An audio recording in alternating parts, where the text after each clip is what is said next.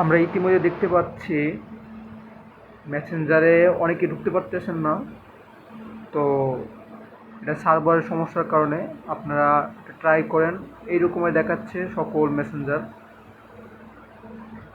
আমিও ঢুকতে পারতেছিলাম না। তো এখন কাজ হলো আপনাদের প্রথম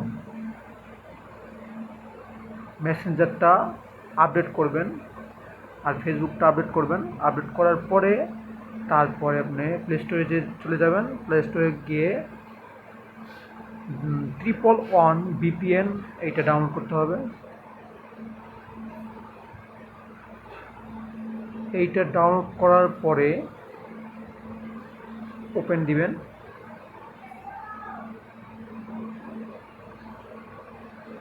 আমি আগে থেকে কানেক্ট করে রেখেছি। এখানে একটা আপনার অপশন থাকবে, অপশনটা কানেক্ট করবেন। কানেক্ট করার পরেই আপনার মেসেঞ্জারে লগ ইন যে করতে পারেন না, এটা করতে পারবেন।